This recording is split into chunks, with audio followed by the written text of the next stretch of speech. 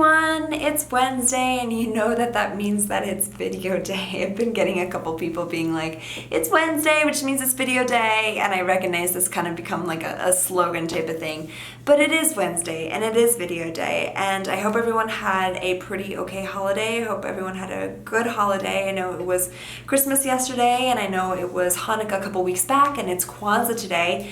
So happy holidays to a lot of you. I know that holidays can be a really challenging time. It can be painful for a lot of people, these expectations of needing to feel a certain way.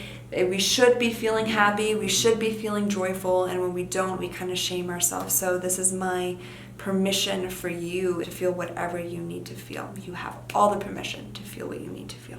With that being said, today I'm going to be talking about something called Not Just Right experience. NJRE, you might have seen it sometimes on Google, but there's actually not too much research on NJRE, which I do want to say in this video I'm going to be coming from a lot of personal experience. Most of my videos are from personal experience. A lot of it is backed up through science and a lot of research, but this video specifically, because there's not too much research on NJRE, I'm going to be talking about it a lot through my personal experience and also through all of the course members that I've been working with and helping, and that Alexis has been helping as well. So we're going to dive into that. So what is a not just right experience? A not just right experience is a feeling that something's just not right. Something is off. Something is not right. And a lot of people with OCD experience this feeling and of NJRE, but with ROCD, it's this feeling that something's not right in the relationship, that just something is off. And you can't necessarily pinpoint one specific thing and be like, okay, this is what's not right, or this is not what's right. It's typically an accumulation and a feeling that something is just off, and something needs to be in order, something needs to be complete, and something needs to feel certain. When I started to become curious about the not just right feeling, it would start to morph into something's wrong, something bad is going to happen. Something is wrong, something bad is going to happen. The beautiful thing about our minds is that we always have this ability to step back and understand that we don't have to believe what we are thinking. We don't have to believe the thoughts and the feelings that are coming up. Yes, it feels real, but it doesn't have to be true. So for me, when I had that experience of not just right, I kind of started to become curious about it. Okay, something doesn't feel right, something bad is going to happen. I'm losing control, something is wrong. And when I think about that and become curious about that feeling that something is not right, I come into this place of, okay, this is fear and this is anxiety. There's uneasiness here. There's a feeling that something bad is going to happen. I'm on alert. Something needs fixing, which really comes from a place of anxiety. A lot of people believe when they think of anxiety that anxiety is defined in a way where a person is in a constant state of fear, a person is hyperventilating, a person is panicking, a person is sweating. The classical, typical looks of anxiety. But the truth is that a person can be and feel anxious even though they don't look as though they're anxious. So the same goes for ROCD, the same goes for OCD. A person in front of you could be obsessing in their mind, ruminating in their mind, going into compulsions, and you might not even realize that they're actually experiencing anxiety. This can be exactly the same to the not just right experience. Just because it doesn't feel or look like the classical case of anxiety doesn't mean that it's not anxiety. In my case, I really do believe that not just right experience really does have a lot to do with uneasiness, this fear, the state of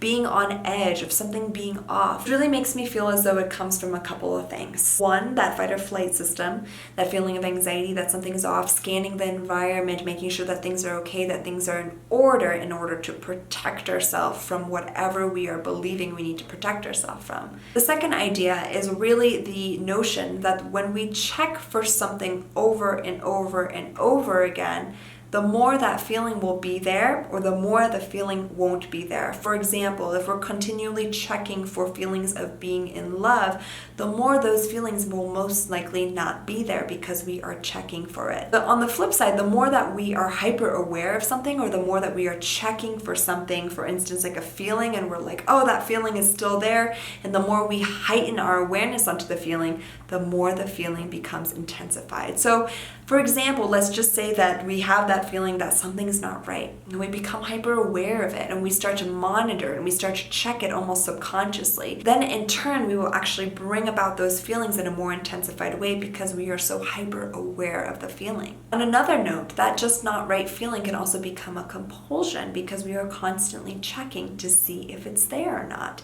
If something's not right within my relationship, then it must mean that I have to check to see what's wrong. In turn, the more we check and the more we bring about the feeling, the more something feels off, which just brings more attention and hyper-awareness to the feeling.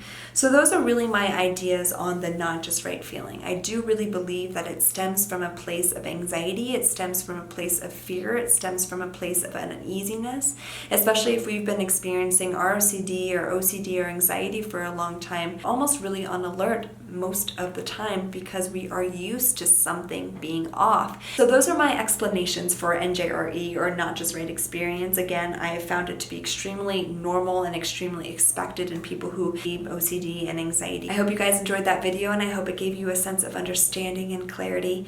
I do want to say before I leave that I will not be posting videos as much as usual.